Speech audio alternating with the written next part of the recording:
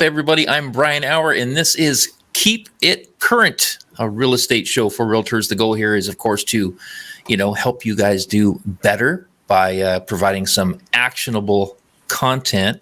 Wanted to let you know that Jason Harper will be back probably next week. However, in his absence, I will once again be joined by Blake Brintz. Yeah, he's on my team. He's pretty cool. You've heard him before. He's a millennial. Sorry, Blake, you'll forever be a millennial. Okay, this week we're going to address the importance of making the calls. So we're going to help you get in the right mindset, and we're going to give you some really good nuggets because we not only want to help you get in the right mindset, but we want to help you crush those calls. So if this sounds even a little bit interesting to you, then I think you should stick around because it's going to happen right now.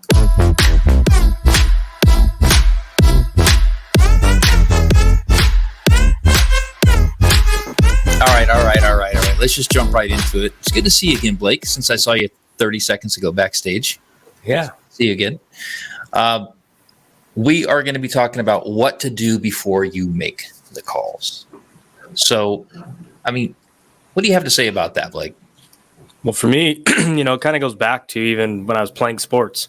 And the mentality is you practice as hard as you can. So when you get into the game, it slows everything down. You start getting in those white moments when everything is going at all cylinders. And it's because you put in the work and the preparation before you actually make the call. Exactly. The whole thing about it's like, you have to prepare to make these calls. Look, let's just be honest. A lot of us don't like to make the calls. It's awkward. It's a little bit, it's unnerving sometimes, whether you're calling a brand new lead or you're calling somebody that you have to follow up on, or maybe you're calling a client that you haven't followed up on in a very long time and you're feeling kind of weird about it. I think you have to prepare for those, right? And so let's just get to it in terms of the three things. There are three things I think, and we discussed this, that a real estate professional should do to get ready for making their calls. I think the very first thing has to do with mindset, and a good way to get your mindset there is to remember your why. Remember how much we talked about that at the beginning? It's so important to have a really powerful why. Why do you do what you do? Why are you in real estate? Oh, obviously it's to make money, right? But why do you need that money? What's the most important thing? What's the outcome of working so hard? What do you need? What is your why? And if you can remember what that is, then it's really going to help kind of tune up your mindset. Don't you agree, Blake? Yeah. For me, the why is what gets me out of bed every morning. There's many days and, depending on how the market is, you just don't want to get up. It's like, I want to go fishing. I want to go hunting. I want to sit my ass on the couch. But if your why is strong enough, it is kind of gets you over to make that last call. Everyone gets down, they're going to their list and like, I have 2 calls left. Well, sometimes that last call is the best call of the day. And a lot of times it's the best call. And if your why is not strong enough, it's not going to happen. Your phone tends to get heavy later in the week, later in the day. Yep. Could not agree more.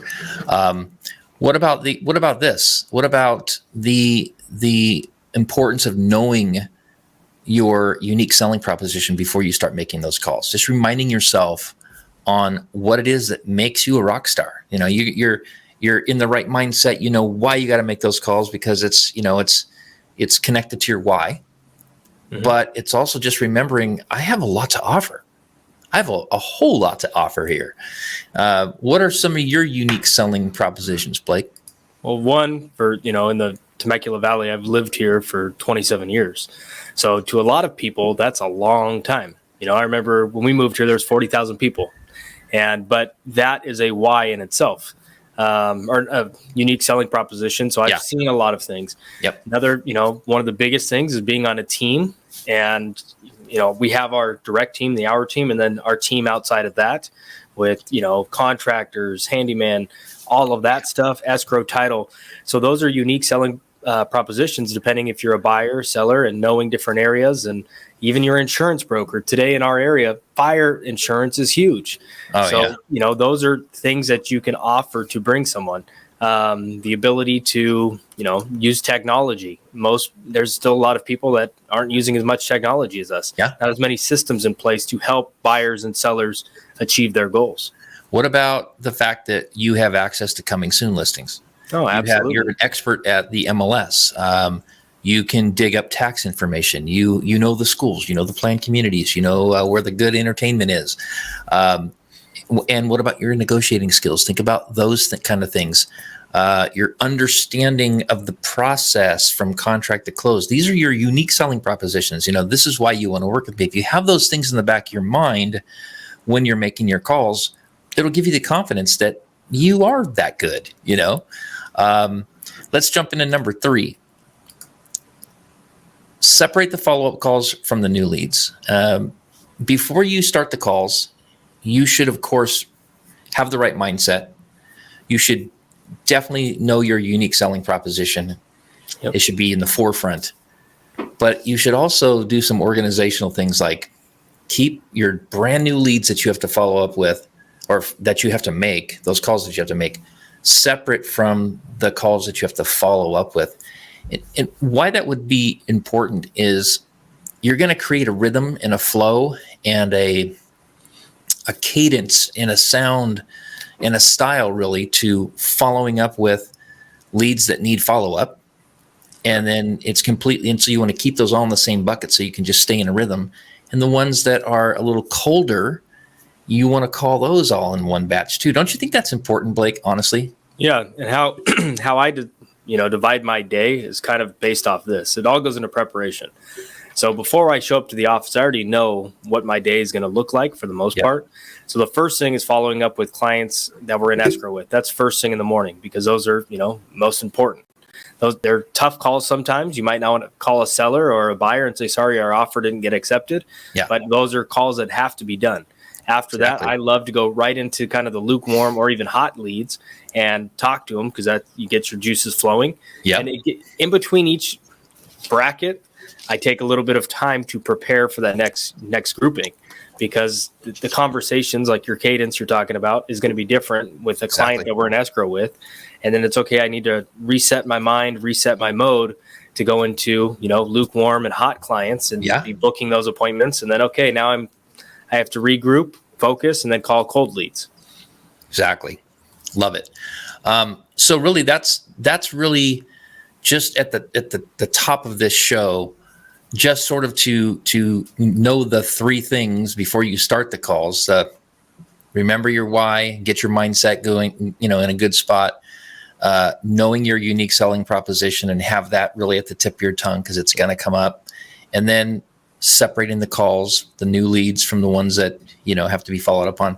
That is what to do before you start making the calls. But before we talk about some nuggets on how to crush your calls, I have to quote Tom Ferry, because he said, it's not the leads, it's your ability to convert the leads. And so often I think I get into a rut too. I know you do this, where you kind of complain about the leads. It's like, oh man, I ain't getting anywhere with these leads, right? Well, maybe it's not the leads. Maybe it's your ability to convert the leads. Well, it's mindset. I was talking to one of our other agents the other day, and I told them, because my phone rang, and this was not a lead. This is not someone that I would think that was buying a house. It was someone that was doing some work at my house. But my mentality and my mindset is always be prospecting. Every person I meet is a potential buyer, seller, or referral. Yep. And with that mindset, I'm always kind of planting seeds. And it really comes down to your ability to convert. But every lead isn't going to turn into a deal. Right. But every deal begins with a lead. That's how my mind is operated and wired. Can you say that one more time? I like that. Say that one more time. Not every lead is going to turn into a deal, but every deal begins with a lead. Yep. So true. Very, very true. So, all right, let's just jump into what we came up with earlier. Yep. 7 things to keep in mind when making those calls, because we want you to crush these calls, right? They're so important to do. Oh, and by the way, since we're talking about calls, I think it's very interesting that millennials want phone calls. Study after study after study shows that the millennial generation, if that's the generation that you're going after, they are so digital, and you would think that they just want to text and do all this other stuff and not phone call.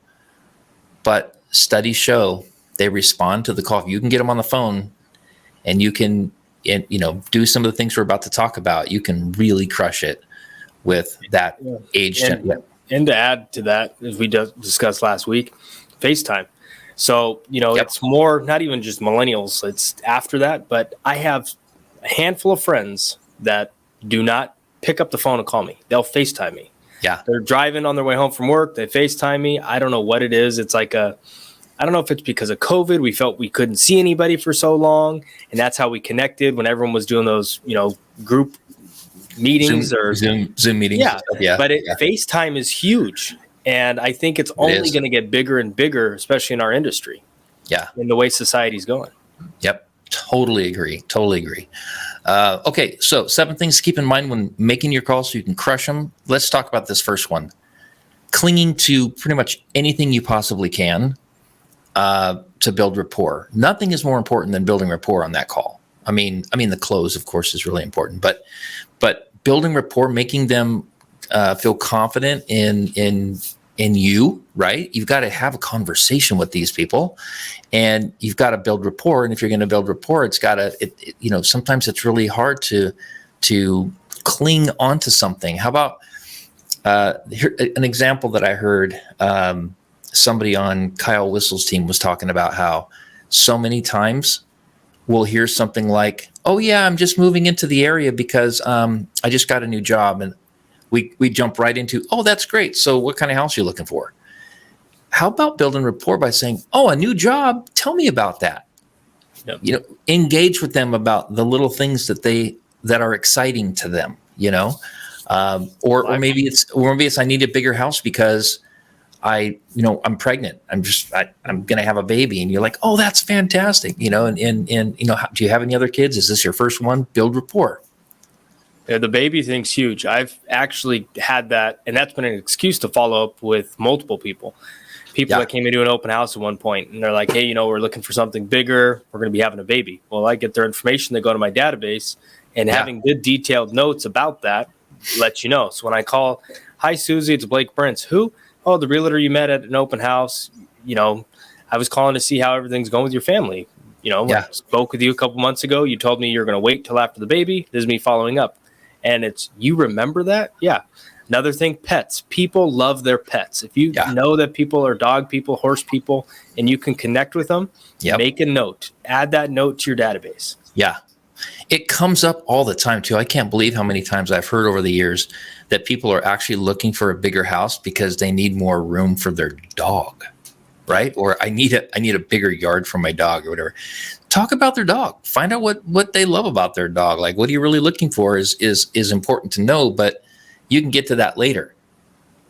Engage about the dog. Build rapport. There's a lot of, we could go on and on about examples. The point is just to cling to anything that is exciting to help build rapport and go that direction. So, number 2, I think we need to remember to listen to understand, not respond. I was sharing a lot of this information with my team last week. And I am so guilty of this one because I pride myself in being pretty polished when it comes to scripts. And I'm so ahead of the call in my mind that I find myself not listening. I'm not really listening to understand what they want, right? I'm listening to just let them talk. And then I'm just getting right into my next thing. And that is not how you build rapport. That is not how you get someone to know you, like you, trust you.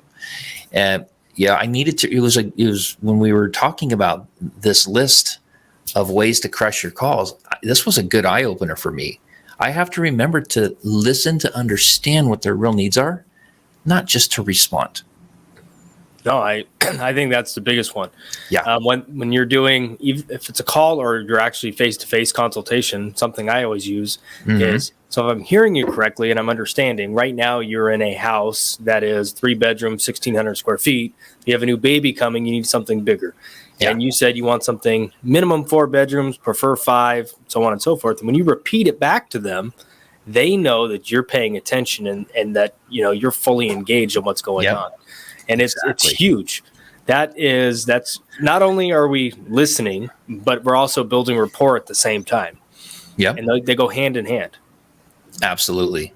And this also helps as we're getting through the process. We're showing, 19 houses a weekend.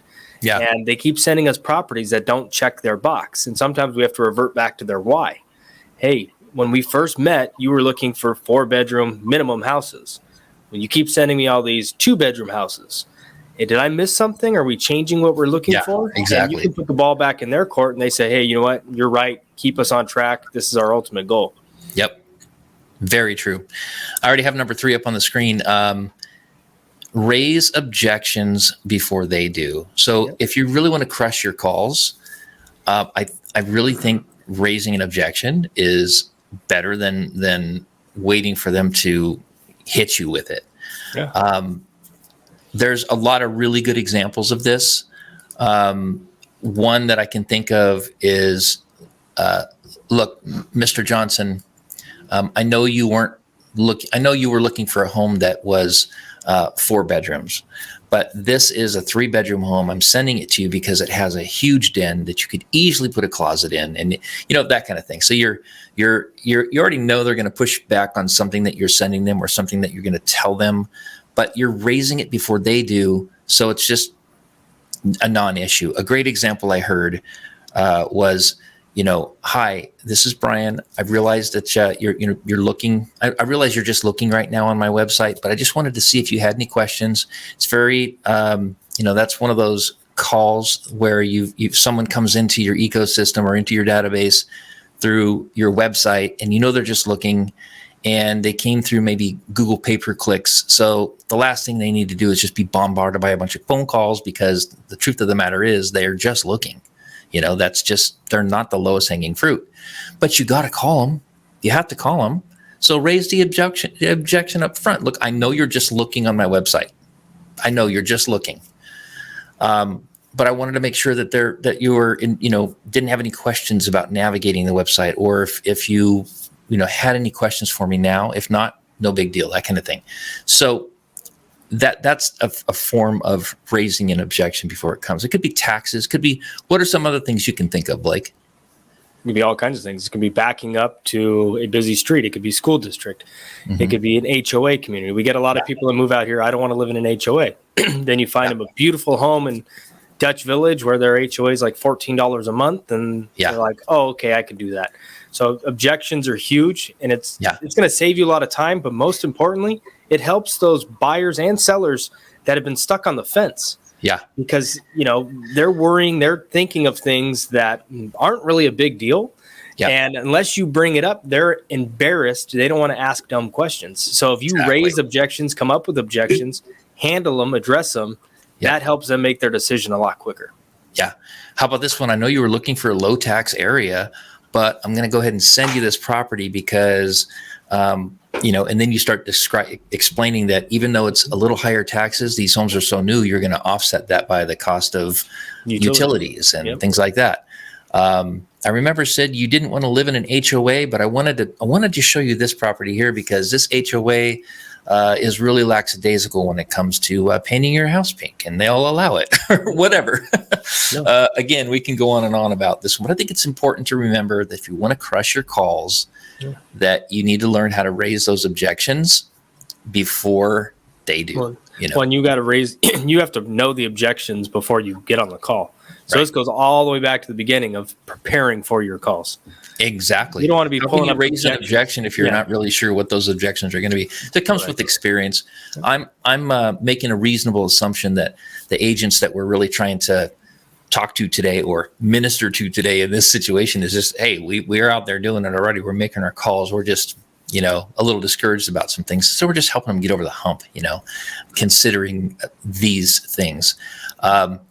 This is one I really like. Number 4, feel, felt, found. When you're having a conversation with somebody, always remember this: feel, felt, found. Because when you're getting pushed back, and this is when it really works well, if you follow this formula, then it's very disarming, and it'll help you stay in control of the conversation. Look, I understand how you feel. I have a lot of clients that felt that same way, or I have felt that same way. But here's what I found. And so it's just a good roadmap on, dealing with objections and keeping that conversation going in a way that you have a little more control of. What are your thoughts on this one? Well, you're touching to the empathy portion. And when you're talking and you're empathetic with people and you're coming from a place of understanding, that one shows vulnerability on your end, but you're listening to their concerns. So now you're hitting multiple levels that are going to make them feel, one, that they probably want to jump through the phone and give you a big hug, but you're building that rapport. Everything is a building block to that close. And this is a great, feel, felt, found is a great way to, really empathize with people, especially when the markets are tough and things aren't happening the way that they want or they envisioned, and it's taking a little bit of time. Yeah, and the markets right now are very tough, especially with the shortage of inventory, and you're, having to deal with a little bit of buyer fatigue and things like that. Having to make that follow-up call and, addressing, the issue of, gosh, we've written 900 offers and we've only gotten, a few responses and stuff like that. It's okay just to let them know, look, I know how you feel. A lot of my clients felt that exact same way, but here's what I found. If we keep on this track, or if we try this technique, then we can do it. By the way, we did an entire show. Jason and I did one. It was an incredible show, if I do not mind saying so myself, about strategies on how to get your offer accepted in this difficult market. And we did that show about, I feel like might even have been a year ago, and it's still so relevant today. So if you're listening on YouTube, or on a podcast, or watching YouTube, or maybe watching this live on Facebook, look through the videos, look through the archives. You will enjoy that show, because there's a lot of really good nuggets that'll help you get your buyer's offer accepted. So feel, felt, found, very important one to remember in conversation. Let's move on to number 5. I like this one a lot. Use it. It's always in my wheelhouse when I'm having conversations with people, and that is, if I could, whatever, blank, fill in the blanks, would you blank, fill in the blank. So if I could get you that $1.2 million that you're really hoping to get, would you be willing to list your house today?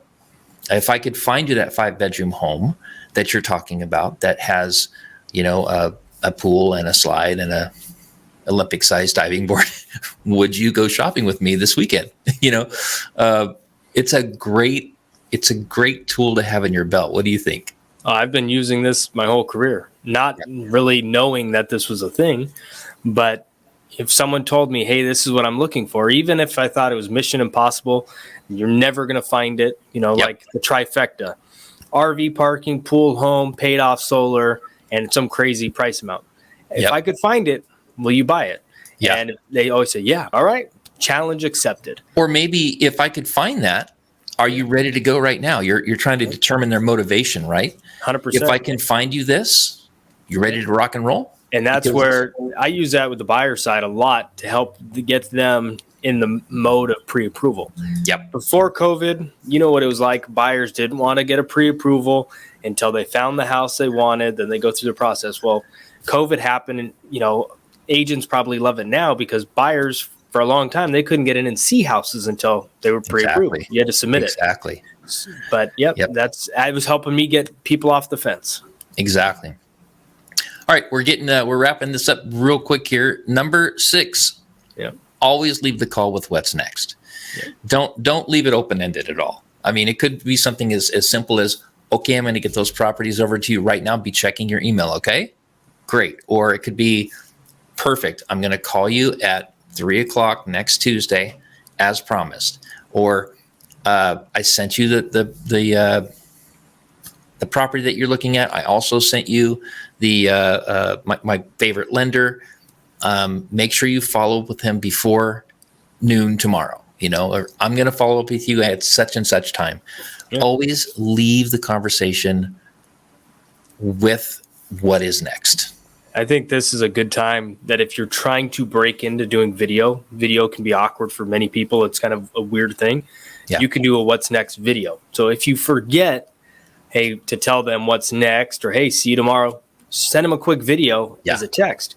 So now it's not just a phone call. Now they have a video, and it's really going to narrow down, and they're going to say, you know what, this person really cares about me. Yeah. And you're going to hit all the different things we've already talked about. Yep. Cool. The last one is almost just a bonus one, and that is just remember to be human. You have to remember to be human, because what happens is the better you get at the calls, the more robotic you can sometimes sound. But I want to remind you that the better you get at this, the more natural you get, the more natural you'll sound. So focus on achieving excellence in these calls in order to sound just more human. And also it's okay to make mistakes. So if you are engaging conversation on a phone call and it gets a little wonky because you completely lost your place, or you thought it was one person, and then you just realized halfway through the call that this isn't even the person you thought it was, and it's really going off the rails, just let them know. Just go, oh my gosh, I just realized you're not John Smith. You're Sally Jones or whatever it is. And that's why this has not been making any sense. Can I just start over? Whatever. I'm sure you can come up with plenty of examples, Blake, where things just went off the rails and you had to just go, wait, whoa. And you were human about it, right? You're not going to, this is not a time to fake it till you make it. It's just, be real. We are all realtors. We all have our license and, so on and so forth. But we are dealing, for the most part, with people that don't really have that much of an idea of how the buying process, selling process works. We are the professional. Yeah. But at that same time, they appreciate the authenticity in you being a human. Oh, yeah. The other thing going along with this human thing, as new agents come in, everyone hands us scripts, right? Yep. Well, there's too many agents that literally read line for line off the script. Well, then you become a robot. And you can't, if someone throws you an objection, if it's not on your sheet of paper, you don't know how to answer it. Yeah. So the scripts are a great skeleton. Yeah. Yeah. But you have to really make them your own. It's like a springboard. Because at the end of the day, when you go show up and you're showing Sally Jones a house, and the whole time you talk to her is like a robot, and then she sees you in person, it has to match. Yeah. Like a robot, I think of, hi here, Alex here. I'm connecting you with a call. It's like, it's so robotic, but there's a place for that kind of automation, and there's not. And this is a time where it's not. You don't want to sound like a robot. You want to be human. You want to acknowledge when things aren't maybe going so great or what have you. So, hopefully these things were very, very helpful. I'm going to run through real fast. If you're just tuning in, we're talking about the 7 things to keep in mind when making your calls in order to crush it. We talked about clinging to anything to build rapport, because that's so important. Listen to understand, not just to respond. Raise objections before they do. Practice the whole feel, felt, found roadmap in conversation, especially with pushback. If I could blank, would you blank is always a good one to keep in your tool belt. Always leave the call with what's next, calls to action, and then, of course, be human. So hopefully you guys really enjoyed this show. I enjoyed it. Do you have any final thoughts, Blake? No, prepare to win. That's all I can say. Prepare to win. If you want to win, you got to put in the preparation. Victory loves preparation. I love it. I love that. That's very cool. You guys, thanks so much for joining us. Thanks for tuning in. If you have any questions for me or Blake, we're easy to get a hold of, whether you are listening on the podcast. Maybe you're checking us out on YouTube, or maybe you're on Facebook. Any of those platforms, very easy for us to get a hold of. Also, Jason will be back with us. If you're watching Jason, hello, Jason Harper. He'll be back with us probably next week. And thanks for joining us. We'll catch you on the next one.